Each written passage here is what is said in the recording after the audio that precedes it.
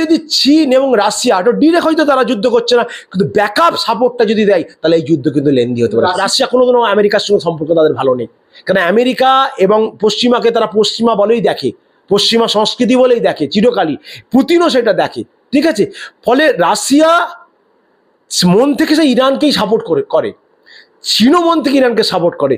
তারা হয়তো ডিরেক্ট যুদ্ধতে যাবে না, যদি ডিরেক্ট যুদ্ধতে না যায় এবং যদি প্রবল অস্ত্র দিয়ে সাপোর্টও না করে, তাহলে হয়তো রিজিম চেঞ্জ হয়ে যাবে। রিজিম চেঞ্জ হয়ে কোনো একটা পাপেট গভর্নমেন্টকে ওরা বসানোর চেষ্টা করবে, কোনো পুতুল সরকারকে বসানোর চেষ্টা করবে। কিন্তু যদি চীন এবং রাশিয়া ভিতর দিয়ে বাইরে থেকে ব্যাকআপ সাপোর্ট ইরানকে দেয়, তাহলে কিন্তু এই যুদ্ধ লেন্দি হবে, ইসরায়েলের খুব ক্ষতি হবে।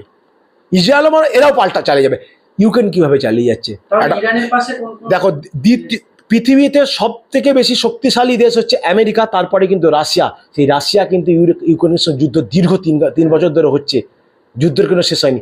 অলরেডি ফরাসি প্রেসিডেন্ট বলেছে, যে ইনডাইরেক্টলি বলেছে এখানে ট্রাম্পকে G7 বৈঠকে, যে আমার দীর্ঘ বিশ্বাস আমেরিকার কথা ইসরায়েল শুনবে এবং যুদ্ধ থেমে যাবে, আমি চাই এই যুদ্ধ থেমে যাক। তারপরে ট্রাম্প কিন্তু তাকে হুমকি দিয়েছে, তো তুমি জানো না কিছু, ঠিক আছে, তাকে করেছে। কিন্তু ফ্রান্সও চাই, ফ্রান্স পারমাণবিক শক্তি দরকার, ফ্রান্সও চাই যুদ্ধ কন্টিনিউ করো। বহু দেশেই যুদ্ধ কন্টিনিউ করতে চায় না, যুদ্ধ কন্টিনিউ করতে কারা চায়? যুদ্ধটা চাই একমাত্র আমেরিকা, ইংল্যান্ড এবং ইসরায়েল।